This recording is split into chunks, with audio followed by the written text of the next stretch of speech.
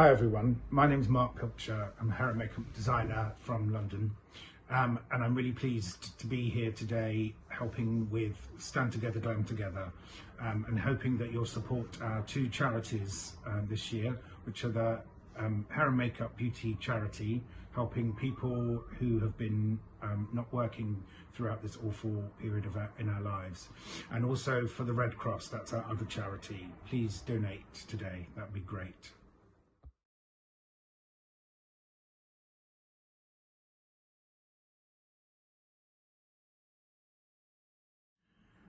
When designing the looks for Bridgerton, obviously period hair and makeup is my thing. It's what I've been doing all my life.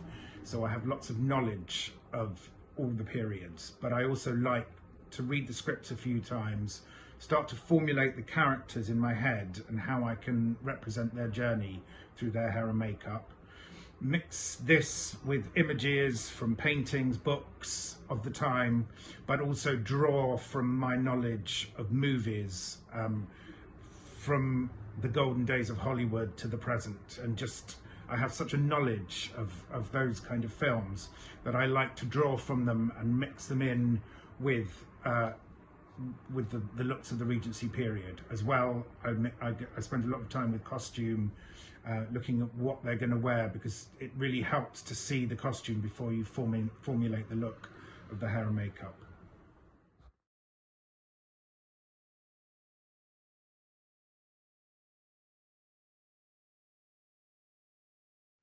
On Bridgerton, we used hundreds of wigs. I like to tell the story, as I said earlier, through the hair and makeup. We had a lot of characters. Normally, I would like to use, I would like to have a mixture of real hair and wigs, but because there were such full-on characters, and with, say, the Featherington family, they all needed to be redheads. So obviously, these women weren't redheaded. We either dyed their hair or wigged them. And with characters like the Cowpers, we used basket weaves made of braids with wire in them.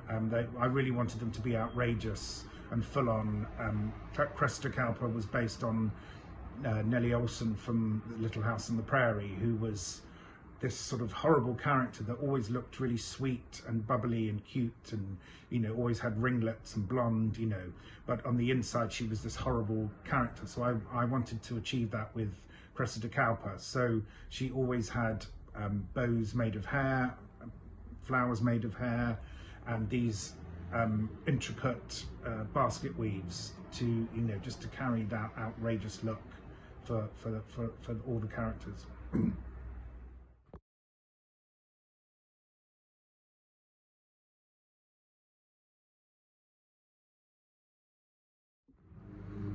I think when designing Bridgerton, we also, as well as the historic side and the Regency looks, we wanted to keep it sort of modern and current. We achieved this especially, I think, with the boys, with their coiffed hair. I mean, it was of the period, but we gave it a modern feel to it. And it's really important to do this. And also, we did not just modern feels, we also mixed certain periods. Lady Featherington, in her first costume fittings, her costumes were very 1950s in their styling.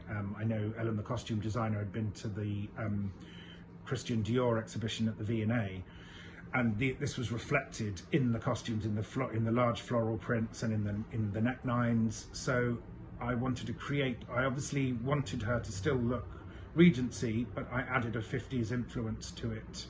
Sort of Elizabeth Taylor, Deborah Carr kind of influence in the styling of the hair, that also stuck to the Regency look, but just gave it that 50s twist.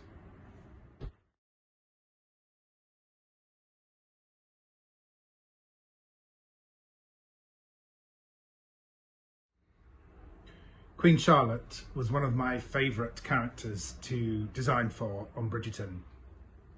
I wanted to represent her African descent, especially, and going through the looks of the period from the paintings, this was never truly represented. So I decided to make my own version of what I thought Queen Charlotte would look like. So I introduced braids, locks and textured hair into the silhouettes of the 18th century powdered wigs to create her own individual looks. We worked with Golda, you know, always putting ideas forward, although we'd always liked to keep her looks kind of hidden from her. We always liked to surprise her on the bus in the morning. So we never let her actually see the wigs before we put them on.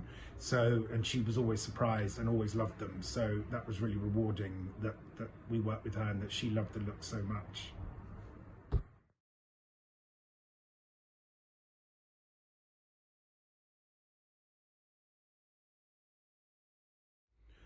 I'm quite often asked what's my favourite era to design and also to style. I don't really have a favourite. Obviously, anything period. I'm not really a modern day hairdresser. It's not my thing. So anything, you know, from 100 years ago or so ago is good for me. I love the 20s, the 30s, the 40s. I love Victorian. I love Regency and Georgian. Anything really, as long as there's something meaty to get my hands into to create and style and make our actors look amazing.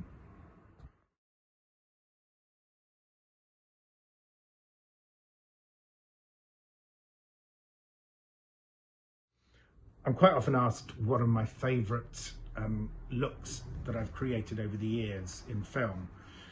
And a few years ago, I was lucky enough to work on the film Mary Queen of Scots, and I looked after both Saoirse Ronan and Margot Robbie. And these are crazy, beautiful Elizabethan looks with frames, and they were such great characters to work on that I think they're possibly some of my favourites in everything that I've done.